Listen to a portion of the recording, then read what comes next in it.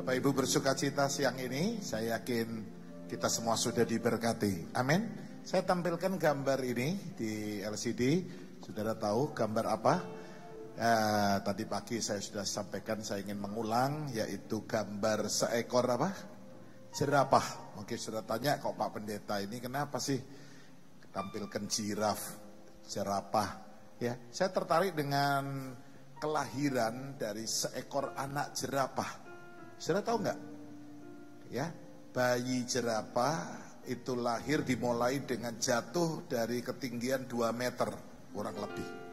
Karena induk jerapah waktu melahirkan tidak duduk atau tidur, sambil berdiri. Ya. Setelah jatuh, ketebuk, tidak cukup berhenti di situ. Ibunya ini akan menendang anaknya, duak, dia tendang anaknya berulang-ulang. Mungkin orang yang melihat hal ini berkata, induk jerapah ini jahat, kejam sekali. Ya, bukankah kita seringkali juga berkata Tuhan itu kejam? Kenapa Tuhan jahat, Pak?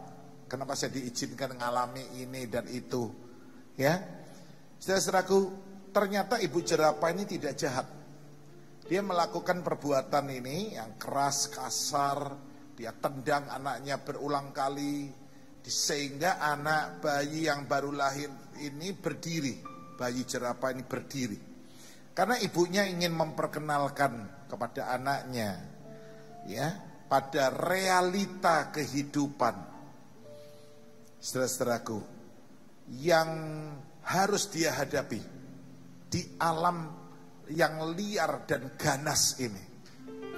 Dia menunjukkan, dimulai jatuh, ditendang berkali-kali kepalanya sampai berdiri. Inilah realita.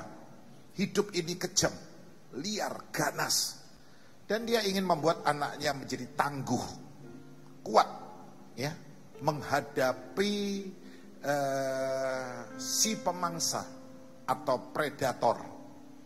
Nah, sekarang kita baru mengerti, ternyata Tuhan itu tidak kejam. Tuhan itu gak kejam kok. Ayo, kasih hashtag Tuhan itu gak kejam kok. Ternyata Tuhan itu baik banget sama saudara dan saya. Tuhan itu baik banget sama saya. Yang percaya tepuk tangan buat Allah kita, amin. Coba kasih hashtag Tuhan itu baik banget sama saya. Taruh tangan di dada, yang ada di ruangan ini cukup banyak. Taruh tangan di dada, bilang Tuhan itu baik banget sama saya. Yang gak percaya katakan yes. Ya, mungkin kita pikir Tuhan jahat, seperti induk jerapah. Ternyata Tuhan sangat baik. Saudara, anak Tuhan harus ada di rumah Tuhan. Yang setuju katakan amin. Ayo ikuti khotbah saya di sini. Ya, anak Tuhan harus ada di rumah Tuhan. Saya ingin tanya, siapa di sini yang anak Tuhan? Angkat tangan, saya ingin lihat itu. Saudara, anak Tuhan? Anak Tuhan harus ada di rumah Tuhan. Jangan sampai kita salah tempat. Ya, kalau kita salah tempat, kita akan mengalami tekanan batin. Jiwa kita akan tersiksa, seperti yang dialami oleh Lot. Kalau saudara baca, Lot mestinya tidak tinggal di Sodom dan Gomora, tapi dia salah tempat.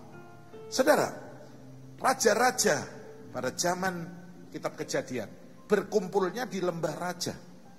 Saya ingat pertemuan di Kejadian 14 antara Abraham itu raja kecil di Ur-Kasdim, Melkisedek, ya, raja Salem, dengan raja Sodom. Ketemunya di lembah raja, namanya lembah Siawe. Saudara, Raja Gomora tidak sempat ikut dalam pertemuan ini. Mengapa? Karena Raja Gomora kecemplung sumur. Saudara. Dia pergi ke lembah Sidim, lembah yang lain. Di situ banyak sumur aspal. Dia kecemplung, saudara, dan nggak bisa keluar, dia mati.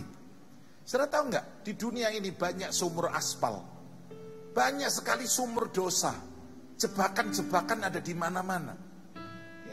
Saya punya teman, tadi pagi saya ceritakan, dengan istrinya pergi ke mall. Waktu istrinya shopping, dia pergi ke pameran.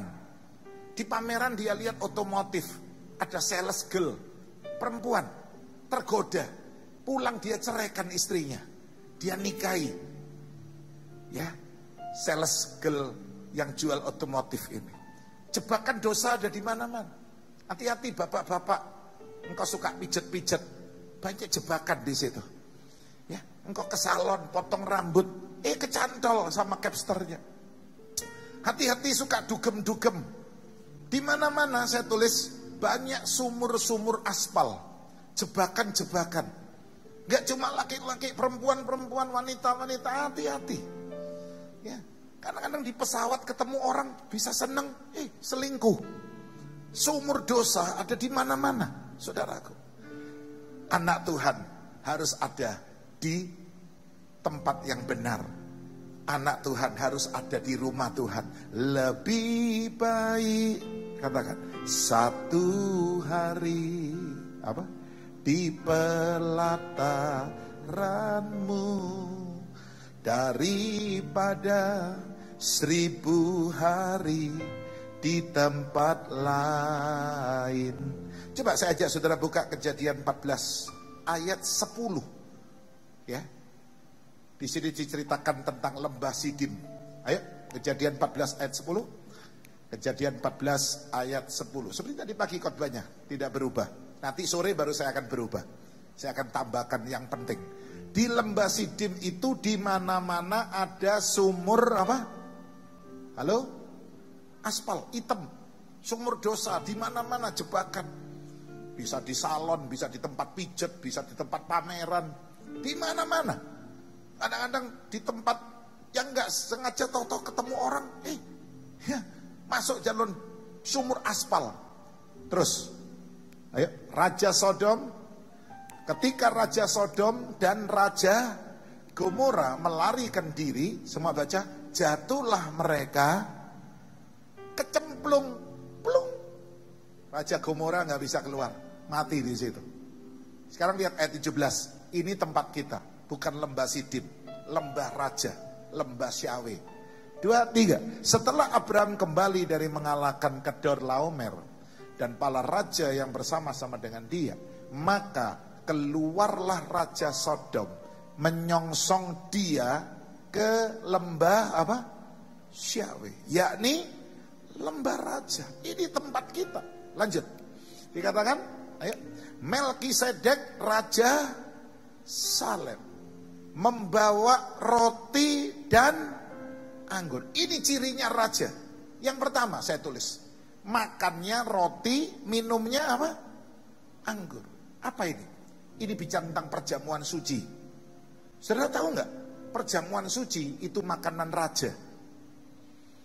Kalau saudara ngerti ini, saya akan sangat menghormati perjamuan kudus.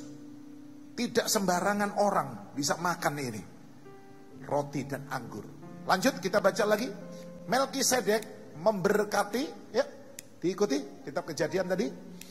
Lalu ia memberkati Abraham, katanya, diberkatilah kiranya Abraham oleh Allah yang Maha Tinggi, pencipta langit dan bumi. Ya. Dan terpujilah Allah yang Maha Tinggi yang telah menyerahkan musuhmu ke tanganmu. Sama-sama. Lalu Abraham memberikan kepadanya apa? Persepuluhan dari semuanya. Ciri yang kedua, kalau ketemu raja itu mesti bawa upeti. Abraham memberikan perpuluhan. Perpuluhan itu persembahan seorang raja. Saudara tahu enggak? Hanya raja yang ngerti memberikan perpuluhan sebenarnya. Ya. Ada yang tanya, Pak, sejak kapan saya harus memberi perpuluhan? Sejak kapan? Sejak engkau makan perjamuan suci. Kalau engkau sudah makan roti dan anggur, perjamuan kudus, mestinya engkau harus ngerti tentang perpuluhan. Ada yang gak setuju perpuluhan, silakan. Tapi yang setuju, lakukan, engkau pasti diberkati. Karena janji Tuhan berkata, aku akan membuka tingkap langit. Aku akan mencurahkan berkat kepadamu. Berlimpah-limpah. Sampai engkau gak sempat naruh berkat itu. Kenapa saya suka ngajarkan ini? Maaf. Karena saya sendiri juga perpuluhan. Saya 10 tahun yang lalu. Kalau saya boleh cerita, saya nangis. Uang 1 juta aja nggak punya. Maaf, kalau sekarang bisa beli gereja Wijaya Kusuma, kita bisa ambil alih Hotel Royal Regal. Karena Tuhan. Dan karena saya seorang pendeta yang ngerti perpuluhan. Siapa yang percaya, jika engkau perpuluhan kau diberkati, beri tepuk tangan yang paling meriah buat Allah kita. Saya bukan cuma pendeta ngajar. No. Saya melakukan apa yang saya ajarkan. Saya lakukan. Dan saya melihat mujizat. Jemaat-jemaat bersaksi, Pak, saya diberkati. Saya dulu cuma 1 karyawan. Mobil 1. Sekarang saya punya 25 cabang di seluruh Indonesia. Bapak tahu karena apa? Saya tahu. Karena engkau suka perpuluhan. Janji Tuhan digenapi. Saya tidak bahas tentang lembah raja hari ini. Tapi saya mau tunjukkan. Anak Tuhan harus ada di rumah Tuhan. Paulus berkata begini, tubuhmu itu bait Allah. Ya, bait suci. Tubuhmu ini. Sebab itu harus dibawa ke bait suci dong. Dan saudara tahu nggak? Bait suci itu dapat perlindungan. Tuhan melindungi Daud. Ya, dikatakan di dalam pondoknya, di dalam kemahnya. Daud ini seorang yang cinta rumah Tuhan. Dia pernah berkata lebih baik 1 hari ya di rumah Tuhan daripada 1000 hari di tempat lain. Itulah sebabnya Daud diangkat dari seorang yang angon kambing domba jadi orang nomor 1 di Israel, saudaraku. Dari mana? Dia cinta rumah Tuhan. Sungguh dia cinta rumah Tuhan. Mazmur 27 ayat 4 boleh ditampilkan, kita baca ayat ini dengan nyanyi. Mazmur 27 ayat 4. Ini kata-kata Daud. Satu hal yang ku pinta. Oh bukan. Ya, lagu apa nih?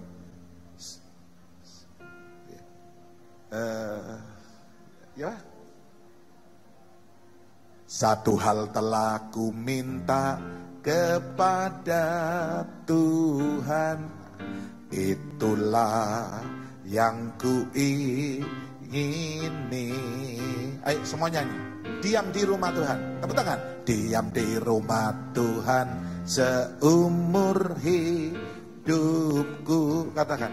Menyaksikan kemurahan Tuhan dan menikmati. Katakan.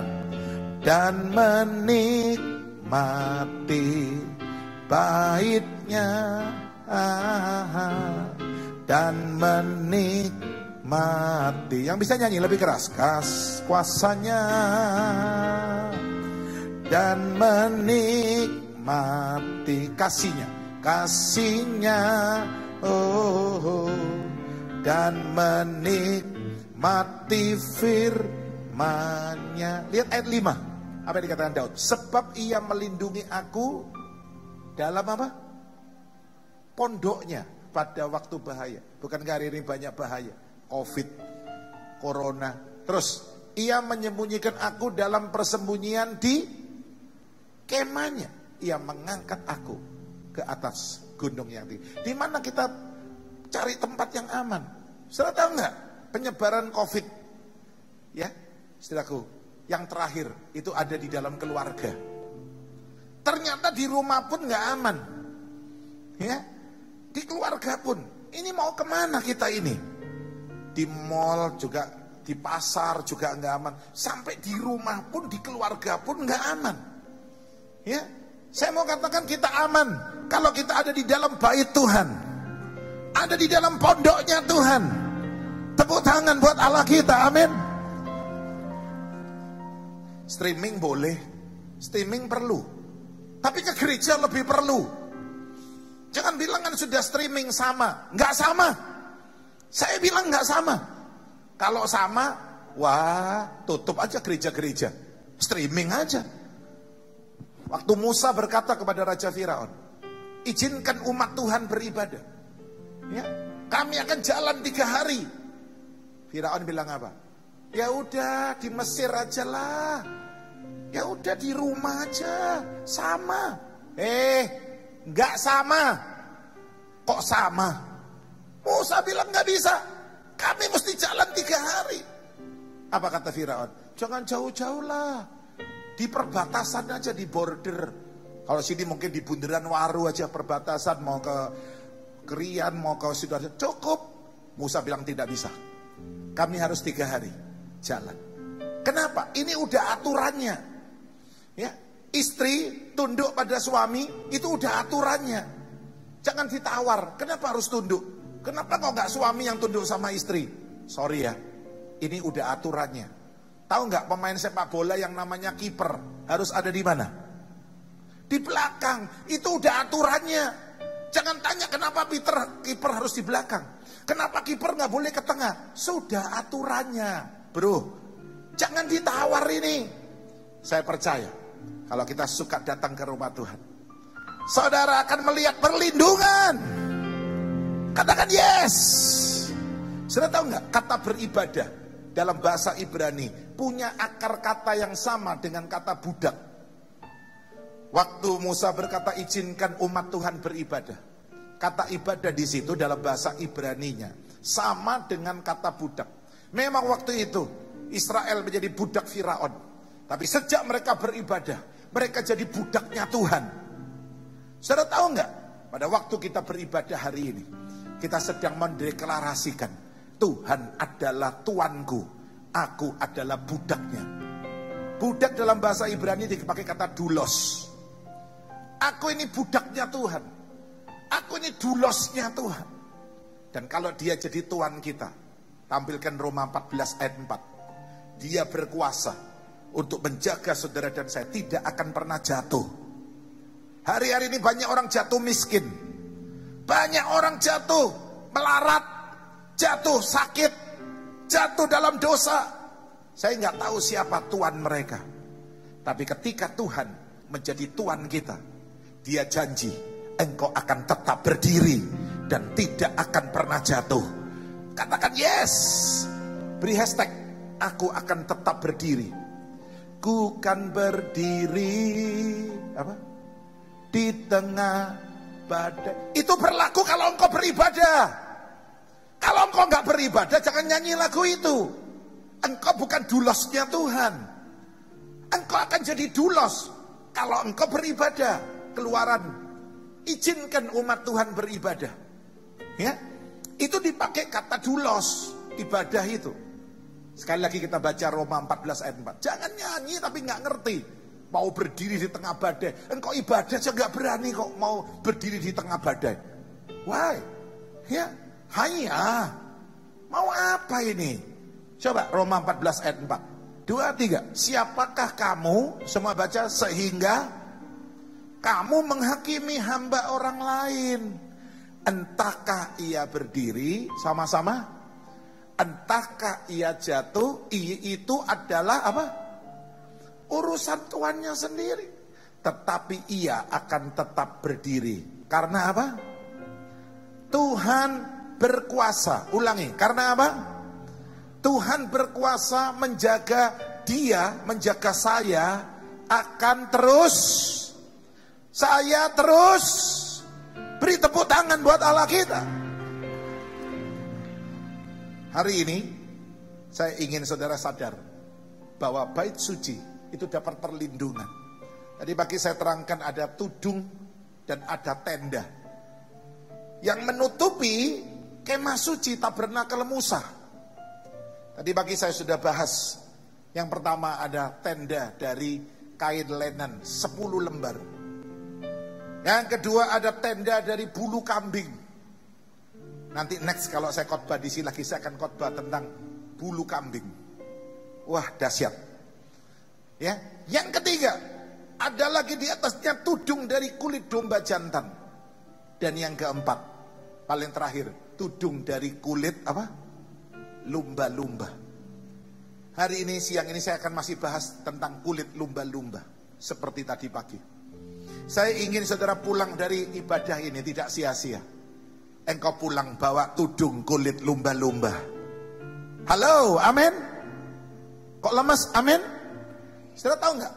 Tenda dan tudung ini semua bicara tentang Yesus. Tenda itu dipasang di atas kepala. Ini bicara tentang Yesus adalah kepala bagi jemaat. Tadi pagi saya katakan, kalau kepalanya sehat, tubuhnya pasti apa? Sehat dong. Masa kepalanya sehat, tubuhnya kanker? Iya kan? Kalau Yesus kepalamu, engkau yang sakit bilang, Tuhan, engkau kepala sehat, aku pasti sehat. Halo? Kalau kepalanya sukacita, tubuhnya apa? Sukacita. Masa kepalanya senang, tubuhnya stres? Nggak mungkin kan? Ya. Kalau kepalanya kaya, tubuhnya pasti apa? Kaya. Mana ada suaminya kaya, istrinya melarat? Nggak ada, itu ada kelainan kalau tapi terjadi. Suaminya kaya, istrinya pasti kaya. Dia adalah kepala. Katakan Yesus adalah kepala. Tudung, bicara tentang Yesus adalah pelindung iman kita selama dalam perjalanan kita di dunia ini. Ibrani mengatakan kita sering putus asa dan lemah. Banyak kadang kala di antara kita nggak kuat. Tuhan, saya nggak kuat Tuhan. Aduh Tuhan, cek sorone aku iki Tuhan. Banyak yang mengeluh ya. Ditulis dalam Ibrani. Ayo tampilkan, kita sering lemah, kok kurang satu? Ya, nah ini, seringkali kita lemah dan putus asa. Tadi udah saya ucapkan. Sorry Pak sama Kak cerewet, karena aku pengen yang perfect. Ngasih jemaat yang terbaik gitu loh. Maksud saya itu begitu. Tapi kadang-kadang ya mungkin komputernya aja yang lemot. Bukan orangnya sih, orangnya udah hebat-hebat. Ya, seringkali kita lemah dan apa? Aduh aku gak kuat Pak, pengen mati aku Pak. Aku stres Pak, stres. Kenapa stres Pak? Di rumahku banyak organ. Loh lah enak organ main piano, enggak organnya singkatan orang gendeng. Aduh Pak, aku gak kuat Pak, tak mati. Kenapa setiap hari datang debt collector, nagih, tukang tagih. Cicilannya banyak soalnya. Saya bilang iya memang yang sering kali bikin dan jantung berdebar-debar itu ada dua. Satu, jantung berdebar-debar kalau lagi jatuh cinta. Dan yang kedua, kalau jatuh tempo. Itu tetap jangan terlalu banyak cicilan. Nanti deredek terus. Yesus pernah berdoa untuk murid-muridnya, Yohanes 17. Bapak, aku tidak minta engkau mengambil mereka dari dunia ini. Jadi jangan salah berdoa. Tuhan, ambilin saya Tuhan. Saya kepingin masuk surga. Saya bosan di dunia. Tuhan mendoakan supaya saudara tidak diambil dari dunia ini. Ya. Doanya seringkali itu bertentangan dengan doa Yesus. Jangan mereka diambil. Biarkan mereka di dunia ini. Tapi lindungi mereka. Katakan amin. Yesus mendoakan kita. Dia juru syafaat. Selain dia adalah juru selamat kita. Coba Yohanes 17 ayat yang ke-15. Kita baca ya. 2, 3. Aku tidak meminta supaya engkau apa? Mengambil mereka dari dunia. Jadi jangan suka doa Tuhan, aku bosan urip wis Tuhan tak mati. Ojo. Gak kira dijogok karena Tuhan sudah doakan. Jangan diambil. Ulangi. Aku tidak meminta supaya engkau apa? Loh, kok gak berani baca? Ayo ucapkan sama-sama. Aku tidak meminta supaya engkau apa? Mengambil mereka dari dunia, tetapi supaya engkau melindungi mereka daripada yang, karena Tuhan adalah tudung kita. Saya itu jangan takut ya. Stres banyak doa. Minta kekuatan. Tuhan, engkau adalah tudung bagi saya. Engkau adalah kemah bagi saya Tuhan. Beri aku kekuatan Tuhan. Ya, tadi kita sudah nyanyi lagu yang jam 10 apa? Ya. Lagu apa tadi yang jam 10? Ya, bukan janjimu seperti fajar. Tadi yang jam 10, ketika ku hadapi apa? Kehidupan ini, jalan mana yang harus ku pilih? Katakan, ku tahu ku tak mampu, ku tahu ku tak sanggup. Hanya kau Tuhan tempat jawabanku. Seringkali kita gak kuat. Tapi hari ini Tuhan akan beri saudara kekuatan. Karena dia adalah tudung dan kemah bagi kita. Katakan yes. Amin. Hari ini saya akan langsung bahas tentang kulit lumba-lumba. Saya ajak saudara baca dulu Keluaran pasal 26. Harus ada dasarnya. Nanti kalau enggak saya dianggap gereja sesat lagi. Aduh, saya paling banyak diserang. Katanya dikit-dikit sesat, tapi yang nyerang akhirnya capek sendiri. Jadi jangan dengerin, ya. Keluaran 26, ayo ayat yang ke-14, 23. Kemah suci itu haruslah, loh, yang tadi udah betul? Ya ini. Yang oke, yang terakhir tadi. Yang tadi terakhir. Ya, juga haruslah engkau membuat untuk kemah itu apa? Tudung dari kulit domba jantan yang diwarnai merah, yang pertama, tudung pertama, dan tudung dari kulit apa? Lumba-lumba di atasnya. Ada ya? Jadi jangan bilang saya sesat loh. Ada loh ya. Semua ada gereja 1 jam dulu katanya sesat, padahal ada ayatnya. Sekarang semua gereja niru, gak boleh lebih dari 1 jam. Nah, orang bilang, Pak, ternyata Pak Sam bener ya. Dulu katanya sesat. Nah ini, ono ayate kok sesat. Tidakkah kamu sanggup berjaga-jaga 1 jam saja? Loh, saya pakai ayat itu untuk bikin gereja 1 jam, katanya saya sesat. Ya udah, ya yang ngomong sesat itu kadang-kadang dia yang sesat. Biasa, nunjuk 1 jari ke orang, 3 jari nunjuk kepada dirinya. Jadi jangan dengerin. Orang suka menghakimi, suka ngomong ini sesat, itu sesat. Jangan didengar. Percuma, saudara stres sendiri nanti kalau dengar itu. Oke? Ya, tudung dari kulit lumba-lumba. Apa ini? Lumba-lumba yang dimaksud adalah sejenis amfibi. Artinya bisa hidup di 2 alam. Amfibi, masih ingat? Bisa di air, bisa di darat. Ini menunjuk tentang Yesus yang mempunyai 2 sifat ganda. Hidup di 2 alam. Punya 2 sifat ganda. Yang pertama yaitu sifat keilahiannya sebagai Allah 100%. Dan Yesus punya sifat kemanusiaan sebagai manusia 100%. Jadi kalau saudara belajar teologi, diajari ketuhanan Kristus dan kemanusiaan Kristus. Dia Tuhan 100%, dia manusia 100%. Kalau Yesus tidak manusia 100%, dia nggak bisa mati. Mana ada Tuhan mati? Mana ada Tuhan bisa dibunuh orang? Nggak ada. Jadi dia harus jadi manusia 100%. Saya punya teman berkata begini, orang Kristen itu kafir. Loh, kenapa Mas? Iya, manusia Yesus kok dituhankan. Wah, Anda salah saya. Bukan manusia Yesus dituhankan.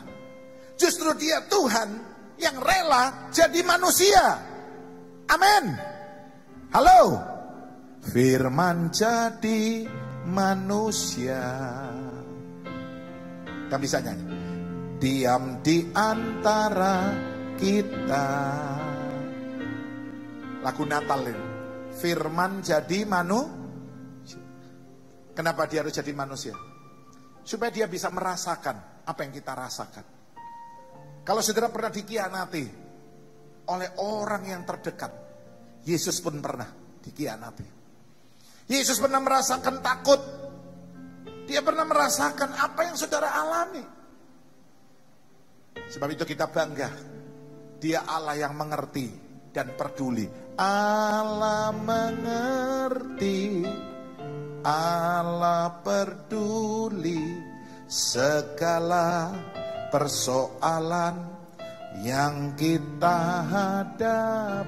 Mana ada Allah seperti ini? Kalau dia cuma Allah, dia nggak mungkin bisa ngerti. Dia Allah kok, beda sama kita. Itulah sebabnya dia harus jadi manusia. Dia merasakan apa yang kita alami. Dia mengambil alih. Dikatakan dia tukar. Dengan darahmu kau tebus dosaku, dengan nyawamu kau tukar hidupku. Dia membuat suatu penukaran.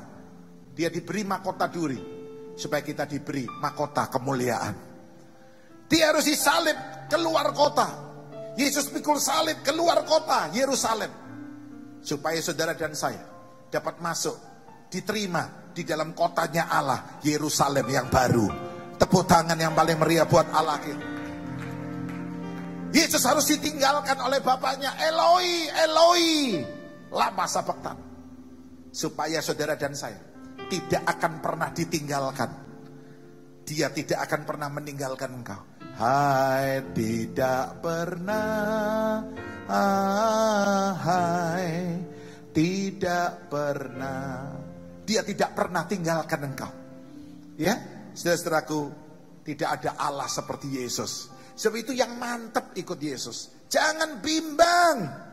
Dia manusia 100%. Tapi dia juga Allah 100%. Amin. Saudara-saudaraku, saya akan menunjukkan tentang beberapa hal tentang kulit lumba-lumba. Yang pertama, kulit lumba-lumba ini tebal dan kuat. Itulah sebabnya dipakai sebagai lapisan teratas, paling tinggi. Langsung kena sinar panas, langsung kena hujan. Kalau nggak kuat, dia nggak tebal, hancur, saudara. Thank you. Ya, saudara-saudaraku, tetapi lihat, ini bicara tentang bagaimana Yesus punya kekuatan menghadapi segala macam pencobaan. Yesus tahan menghadapi penderitaan yang sehebat itu. Luar biasa Yesus kita. Dia kuat. Halo, amin. Dia tebal dan kuat. Yesus punya kekuatan.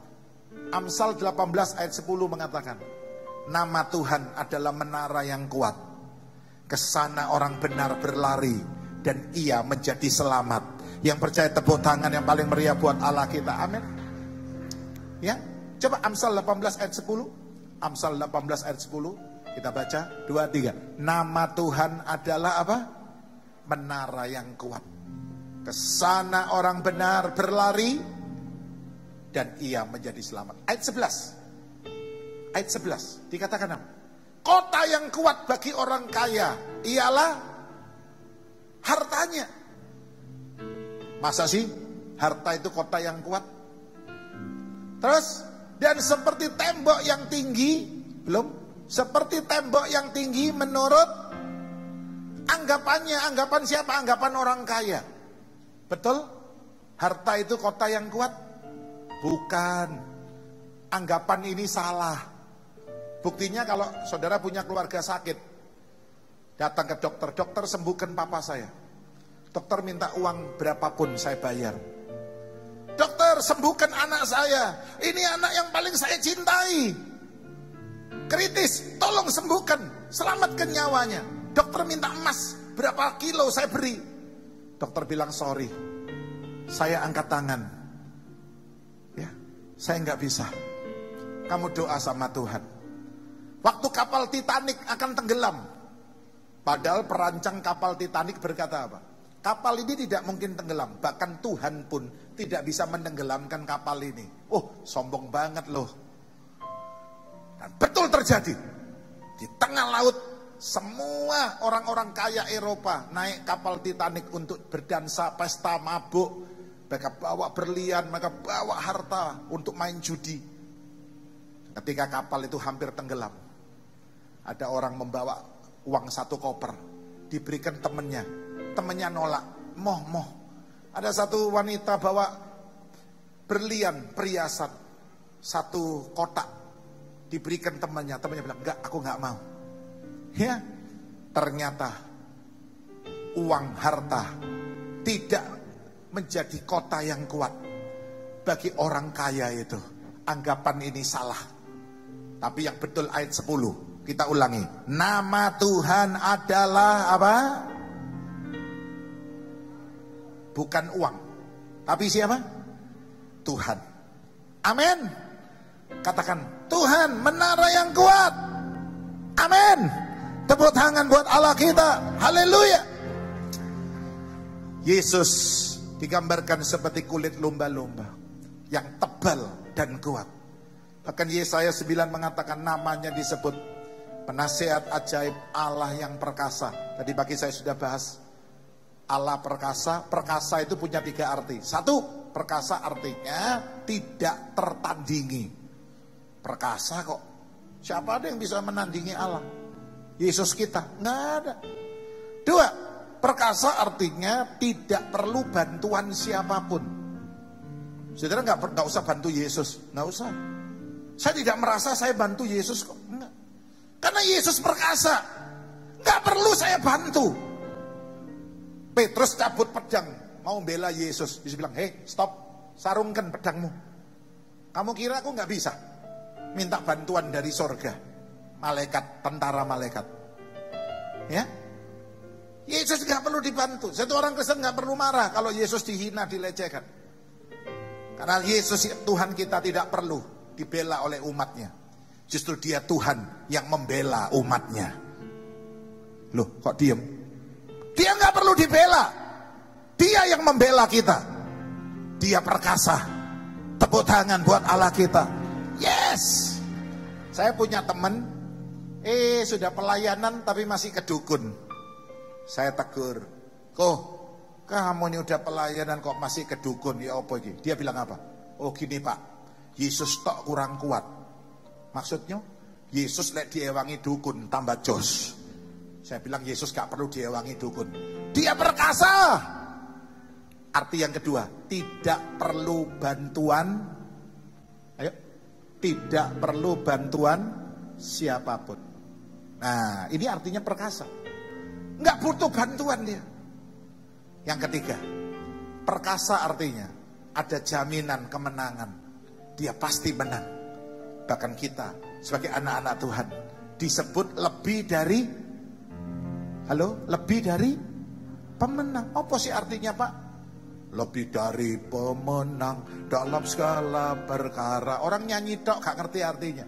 Saya beri contoh petinju Filipina. Saya salut sama dia. Saya suka nonton di YouTube. Cek Manny Pacquiao, saya lihat. Saya pasti lihat. Wah, kecil, pendek, orang Asia. Bule-bule, orang hitam-hitam ditinju tangan kirinya, ceplok, delosor. Waduh. Saya bilang, luar biasa. Ini saya ingat Elias Pikal, petinju Indonesia dulu. Pikal. Saudara-saudaraku, Manny Pacquiao adalah pemenang. Tapi istri dan anaknya lebih dari pemenang. Kenapa? Mereka yang nikmati duitnya. Yesus sudah menang di atas kayu salib. Saudara dan saya lebih dari pemenang. Karena kita tidak perlu disalib. Kita menikmati salib itu. Karena salibmu apa? Ku hidup. Katakan, karena salibmu ku menang. Engkau yang berkuasa, sanggup untuk melakukan mujizatmu di hidupku. Ini loh nyanyian yang namanya lebih dari pemenang kayak begini. Kita nggak perlu tanding, nggak perlu disalib, kita nikmati hasil dari salib itu. Ini namanya lebih dari pemenang, amin. Kita nikmati sukacita, nikmati anugerah, luar biasa. Ya. Dan yang kedua, tadi pagi saya belum terangkan. Kulit lumba-lumba ini dari luar warna dan bentuknya tidak menarik. Sebab itu tidak ada tas, dompet, sabuk, sepatu dari kulit lumba-lumba. Boten wonten, nggak ada. Yang ada crocodile leather, kulit buaya. Mahal ya.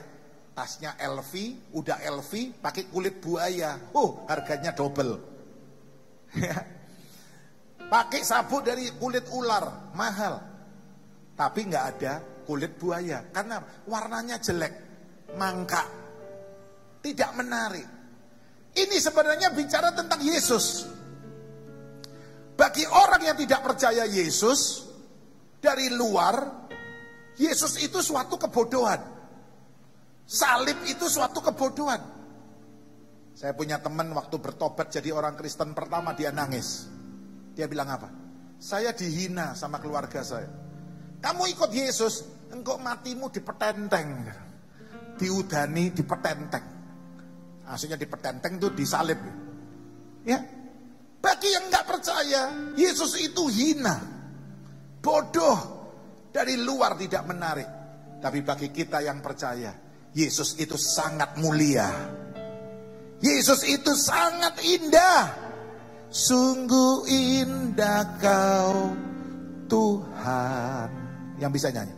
penuh kasih dan sayang. Yesus itu sangat mulia. Dia sangat berharga. Katakan yes.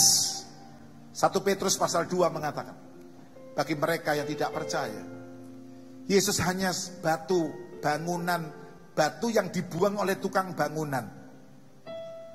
Batu yang dibuang itu sampah. Bagi yang gak percaya Yesus, yang di luar sana menganggap Yesus itu sampah. Tapi bagi kita yang percaya, Yesus adalah batu penjuru yang mahal. Kok gak ada amin? Sangat mahal. Dia batu permata, lebih dari permata. Engkau Yesus permata hatiku. Engkau Yesus apa? Mutiara dalam jiwaku. Oh, Yesus sangat mahal. Coba baca 1 Petrus pasal 2. Dari luar memang tidak menarik, bagikan kulit lumba-lumba. Bagaikan ya sampah yang dibuang. 1 Petrus 2, 3. Sebab ada tertulis dalam kitab suci. Semua baca dengan semangat supaya nggak ngantuk. Khotbah jam ini paling berat, ngelawan lapar sama ngantuk. Kalau nggak semangat bisa ketiduran semua, termasuk saya yang khotbah bisa ketiduran juga di situ. Ayo yang semangat. Sesungguhnya aku meletakkan di Sion sebuah batu yang terpilih, sebuah batu penjuru yang apa? Mahal. Dan siapa yang percaya kepadanya, katakan saya. Ulangi. Dan siapa yang percaya kepadanya, teriak saya, tidak akan dipermalukan. Satu ayat lagi dikatakan, karena itu bagi kamu yang percaya, ia apa? Mahal. Tetapi bagi mereka yang tidak percaya, batu yang telah dibuang oleh apa? Yang dibuang itu jenenge sampah. Bagi orang yang gak percaya, di luar nganggep Yesus itu sampah, hina, diejek. Tapi bagi kita yang percaya, wow, sangat indah. Seperti kemah suci, dari luar orang lihatnya jelek. Opo iki? Tenda lenan, ditumpuk lagi tenda bulu kambing. Mari ngono dilapisi maneh kulit domba. Paling atas kulit lumba-lumba. Opo iki? Tapi orang masuk kemah suci itu kagum. Wih, luar biasa, dari emas semua. Pelita itu dari emas. Meja roti dari emas. Mesbah dupa dari emas. Orang kagum. Ku kagum hormat apa? Akan engkau. Semuanya. Ku kagum hormat akan engkau. Kau Allah yang layak dipuji. Ku kagum akan engkau. Yang kagum tepuk tangan yang panjang buat Allah kita. Yes, amin. Dan yang ketiga, saya akan tutup, dan nanti sore saya akan tambahkan sesuatu yang penting untuk ibadah jam 5 di Grand City. Yang khotbah semua Dr. Andrew, mulai jam 10 pagi sampai 7 malam, setiap jam ada ibadah. Sudah ingin datang silakan ke Grand City. Tadi nggak muat, jam 3 ini ada baptisan di Grand City. Saya bikin baptisan dengan cara new normal. Wah, dahsyat. Hari ini ada kurang lebih 10 katanya yang dibaptis. Tepuk tangan buat Tuhan Yesus. Bulan lalu ada 50 yang dibaptis. Kita tuai jiwa-jiwa terus. Dulunya saya pikir corona gini ya apa baptis ya. Saya doa, Tuhan beri saya hikmat. Saya punya cara yang orang bisa gedek-gedek. Pak Sam iki ono aja. Ya. Ya, silakan yang mau daftar baptis boleh. Yang ketiga, yang terakhir, dengan kulit lumba-lumba orang akan membuat sandal. Buat apa? Dibuat orang jadi apa? Sandal. Hari ini jangan pulang dari ibadah ini sebelum engkau diberi sandal lumba-lumba. Yeskiel pasal 16. Ayo kita baca. Ya, jangan bilang Pak Sam ki ono sandal barang. Khotbah kok nyebut sandal. Oh, ini ada di Alkitab.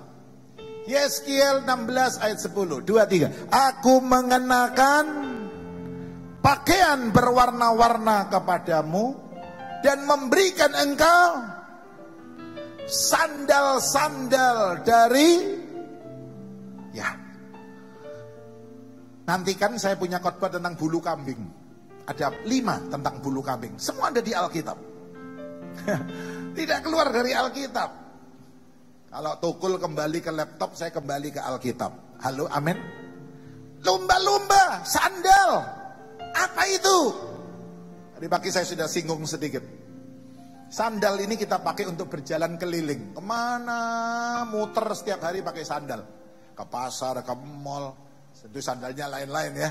Di luar rumah, dalam rumah pakai sandal. Dalam kamar pun punya sandal sendiri. Kamar mandi pun ada sandal sendiri.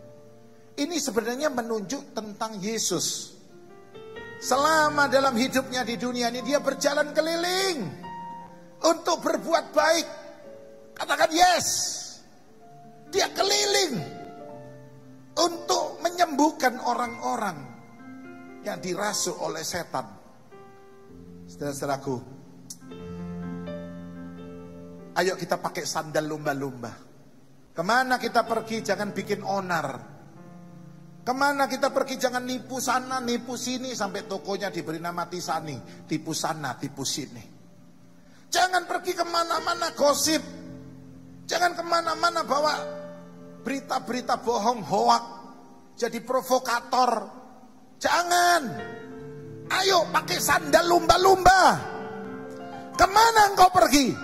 Berbuat baik. Katakan yes. Coba baca Kisah Rasul 10.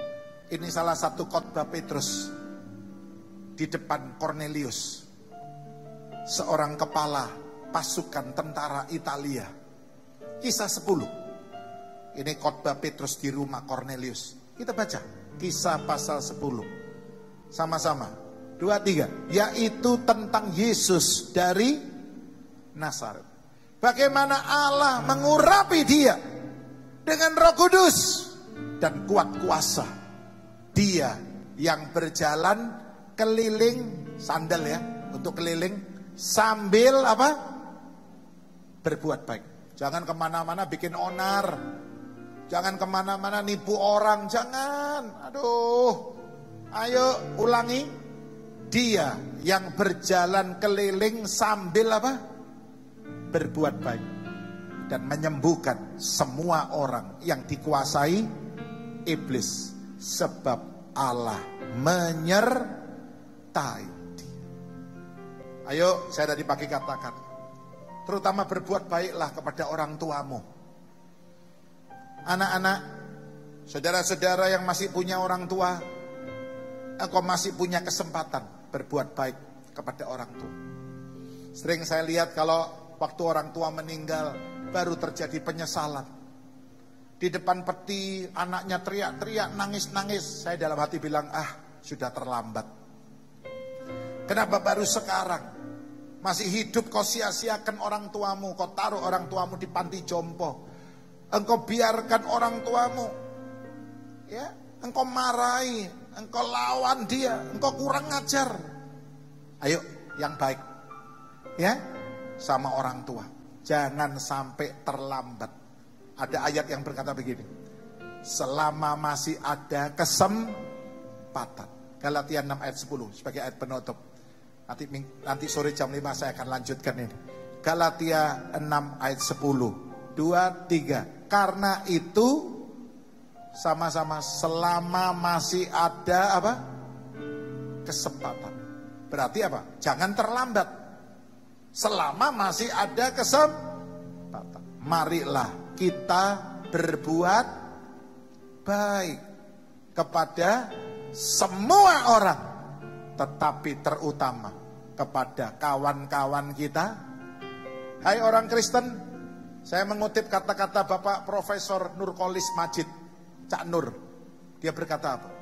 Orang Kristen tidak perlu diislamkan, karena orang Kristen itu sudah baik. Tepuk tangan buat pernyataan Cak Nur. Cak Nur sudah dipanggil Tuhan, sudah meninggal. Salah satu tokoh hebat di Indonesia. Dia berkata orang Kristen sudah baik. Hai orang Kristen, kalau engkau nggak baik, engkau malu. Engkau kemana-mana bikin kejahatan, malu mestinya. Orang Kristen harus pakai sandal lumba-lumba. Kemana engkau pergi, engkau harus berbuat baik. Katakan amin. GEJS terus berbuat baik. Kita bagi BMT. Ya, saya bikin BMT aja katanya saya sesat. Mana ada Tuhan diberi makan. Ini orang gak tahu baca Alkitab. Ketika aku lapar, engkau memberi aku makan. Lewat program BMT banyak yang tertolong. Banyak kesaksian mestinya mau bunuh diri karena nggak tahu apa yang harus dimakan. Tahu-tahu dia dapat berkat lewat BMT. Saya bagi beras, bagi gula, bagi minyak, bagi mie, bagi duit. Yang masih perlu, tolong WA-nya Pak Sam ditampilkan. Saudara WA saya. Nanti mulai besok, hari ini sudah banyak antri. Pak, saya tadi dengar khotbah, Bapak bagi. Iya, giliran ya. Jangan bilang kok nggak direspon. Loh, ini yang minta nih loh ratusan. Pelan-pelan, pasti dapat giliran. Tenang, saya mau berbuat baik. Saya kalau pergi ke apotek, saudaraku, saya selesai beli, saya tunggu. Beberapa orang beli, saya bayari. Sampai bilang, Pak terima kasih. Ya saya nggak ngawur ya. Orang naik mobil kaya saya bayari ya, nggak perlu. Saya lihat dari suami istri sederhana. Beli apa paracetamol, anaknya sakit, beli obat batuk. Saya bilang, Bu, saya bayarin. Aduh Pak, matur sembah nuwun. Loh, saya cuma bayari berapa ribu disembah. Matur sembah nuwun. Nggak usah Bu, terima kasih sama Tuhan aja. Saya kadang-kadang ke Alfamart, ke Indomaret. Selesai saya beli, saya nunggu. Anak kecil-kecil beli es krim. Saya bayari semua. Aduh, terima kasih Om, baik sekali. Enggak, yang baik Tuhan. Saya pernah nggak sengaja membayari anak kecil-kecil. Saya ditelepon sama Bu Wim Pati Rajawani, SH, anggota DPR. Pak Sam habis membayari cucu saya es krim. Loh, saya nggak tahu.